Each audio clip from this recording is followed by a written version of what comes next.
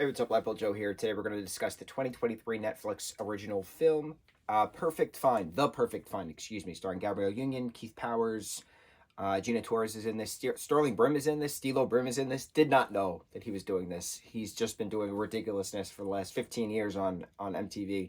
Wonderfully, might I add. Didn't know he was doing acting projects. Cool.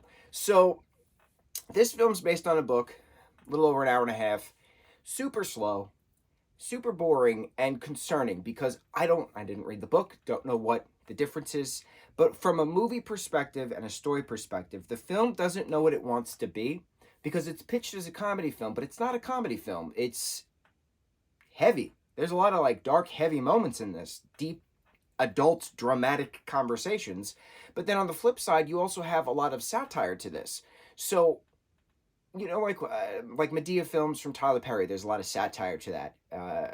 Martin Lawrence films in regards to Big Mama's House. There's a lot of satire to that. So there's a certain character in this particular project who's that kind of a satirical character that is comparative to those types of projects.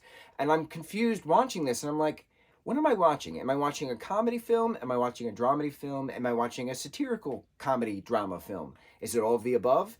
It just doesn't know what it wants to be because then there's certain things throughout and it's just weird. What I do love about this is that it celebrates Black excellence in regards to the fashion industry. You don't really see a lot of films that do that. You don't see a lot of projects that do that. The most famous fashion film is The Devil Wears Prada, which is just an all-white cast. So it's nice to see different people having the excellence and the celebration within that same industry. So I greatly appreciate seeing a different perspective because that I'm not familiar with. So it was nice seeing that different perspective. It was nice seeing that celebration of that excellence.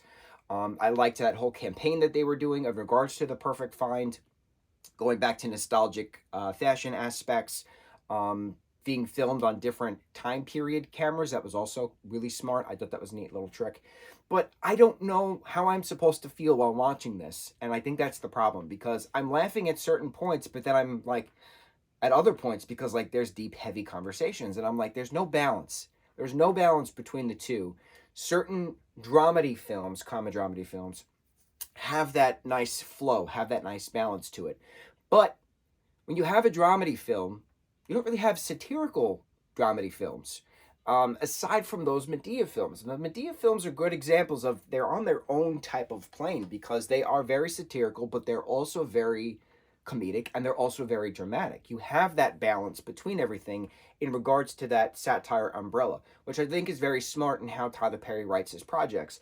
But it's very hard to do that in other things. The problem with that, though, is that you know what you're getting into when you're watching those types of films, when you're watching a Tyler Perry Medea film. You understand that that's what's going to happen, that's what's going to go, that's what all the 15 Medea projects, however many there are, that's what they are. But when you're watching something based on a book, Netflix original, pitched as a comedy, you're expecting a comedy. You're not expecting dramatic moments. You're not expecting the satire thrown in regards to the comedy. It's just not marketed properly, I guess. It was on my list. I watched it. I don't know how else to explain that it was just a weird watch because I didn't know what genre this falls into. So I didn't know what I'm supposed to do. What am I supposed to react to in regards to that? When someone says a horribly tragic thing, am I supposed to laugh? No. It's just, it was awkward. I don't know how else to explain it. It was an awkward watch. I don't have to ever watch this again. I think everybody did a great job with the material they were given. But make up your mind in regards to what film you want to make because this was just too all over the place. I don't know how else to explain it. The Perfect Find 2023 Netflix film based on a book. On to the next review. Mahalo.